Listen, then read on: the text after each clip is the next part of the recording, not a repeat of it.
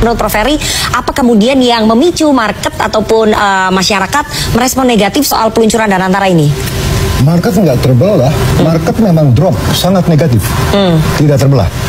Sejak muncul isu adanya Danantara, itu saham-saham yang masuk ke Danantara, terutama bank-bank himbara, itu dibuang habis, sell down, termasuk Telkom. Ini tidak terbelah, ini udah satu indikator bahwa masyarakat tidak bisa menerima Danantara. Nah pertanyaannya kenapa? Kenapa tidak bisa menerima Danantara? Satu Mbak, bank saya katakan tidak boleh masuk Danantara. Kenapa? Bank mempunyai yang namanya systemic risk. Ya, ingat kan kasus Senturi yang kecil aja, ya semua kelabakan dan semua orang di market mengatakan wah ini bisa dijadikan alat, ya bank kan punya likuiditas, ya bisa dijadikan alat politik kan itu, ya kan? Saya sudah katakan di Dewan Pakar, tolong keluarkan ini bang. Dewan Pakar, saya pernah menjadi, ya. Saya katakan kepada Pak Ketua Dewan Pakar Pak Burhanuddin Abdullah, keluarkan Pak yang namanya bank di systemic risk. Waktu itu market belum bereaksi dan ternyata begitu diumumkan Danantara, bank masuk ke sana jebol semuanya Mbak. Nah, yang kedua saya pertanyakan kembali ya Mbak ya, ya ini saya dari kacamata bisnis ya, saya cuma mau tanyakan apakah kalau menyambung kepada idenya Pak Sumitro Joyo Hadikusumo kita memerlukan super holding? This is a question mark. Sebab apa? Sebetulnya yang kita perlukan bukan super holding tapi an SPV, special purpose vehicle. Nah, yang kedua adalah ada myopia, kesalahan tentang aset. Aset dibilang 14 triliun, net worth-nya tuh cuma 10%, Mbak. Ya. Bank misalnya 10% equity dan pihak ketiga 90%. Yang lain ini ya nggak bisa di-leverage, Mbak. Pertamina PSO, Mbak. Public Service Obligation, ya. PLN Public Service Obligation. Siapa yang meminjemin duit? That's my question. Ya kan? Jadi at least a big nonsense kalau dibilang kita bisa leverage. No, what matters is yang penting bukan aset, Mbak. Yang namanya sovereign wealth fund, apalagi sebesar Temasek, you have cash or not to invest. Bukan aset. Aset it doesn't matter. Jadi kita nggak punya cashnya nih. Nah, ini masalah cash. Nah, sekarang menjadi pertanyaan. Katanya Temasek kok duitnya diambil dari negara. Apa perbedaannya sih? Karena kan ini seperti mengacu ke Temasek Holding ya, Super Holding di Singapura. Tapi ada bedanya nggak antara kita dengan Temasek? Apakah itu dua entitas yang berbeda? Banyak bedanya, Mbak. Pertama adalah kembali lagi yang namanya Temasek itu sebetulnya private companies.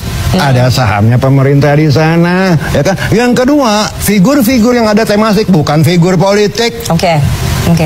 Ya inilah yang membuat masyarakat bertanya, terutama investor. Mbak, bayangin indeks dari 7.500 jatuh ke 6.300, tidak ada terbelah. Itu semua negatif. Yang kedua, dolar itu hampir 16.600 loh. Ya kan? Ya, saya sebagai analis cuma mengatakan please be cautious, terutama bank-bank, Mbak.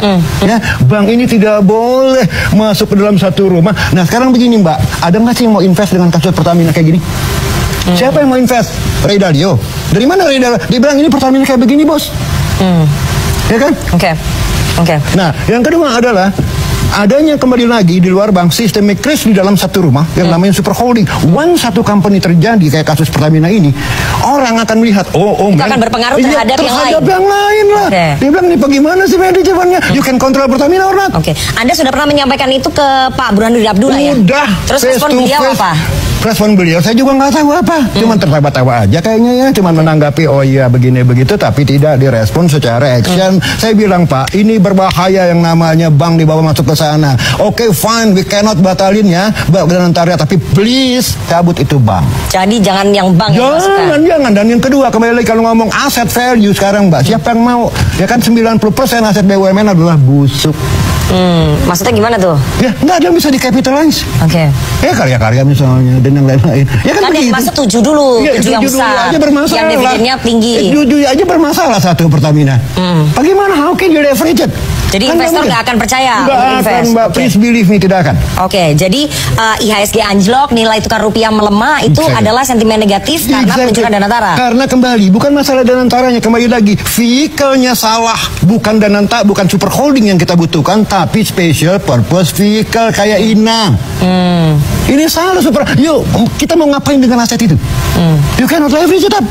Ya kan, apalagi banyak selebihnya everyone knows lah bahwa BUMN itu kan kebanyakan busuk. Kita nggak usah banyak bicara tentang masalah nasionalisme, merah putih dan segala macam. Saya juga nasionalisme, saya merah putih. Saya jauh-jauh sekolah di Belanda, saya pulang karena saya memang mau berkarya di Indonesia. Lihat aja begini, legal construction-nya aja udah salah. Tadi saya bilang yang kita butuhkan bukan super holding tapi SPV seperti INA. Lantas ada bilang, oh kita bangga dengan 14.000 triliun aset loh. What matters is not aset, you have cash or not.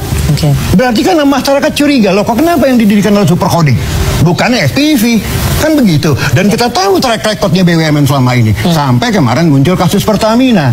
Who wants to believe it? Who wants to buy the story? Kan itu poinnya. Ya kan, bukan masalah rasionalisme atau tidak. Saya sebagai pengamat gak penting. Ya kan, ada satu legal construction yang menurut saya salah. Saya tidak against Senantara, saya tidak against ide Pak Sumitro, tapi vehicle-nya, kendaraannya bukan super holding. Terjadinya apa? Ya tadi kayak INA. Kenapa INA tidak? Ya kan, ini kan masalah investment. Ya kan, ini kan sekarang begini Mbak. Ya kan, oke Mbak kalau mau investasi mesti punya modal misalnya 30%. Ya kan, leverage dengan bank loan 70%. Dan it matters. Tapi you have cash 30%, bukan aset. Jadi 14.000 triliun itu net worth-nya cuma 10%. Kan bank cuma 10% equity-nya. 10% itu pun sebagian yang publik, ada milik publik, Mbak. Nah, yang saya pertanyakan kembali lagi, ini kok OJK diam-diam aja ya? Ya kan? Padahal kan ini public companies.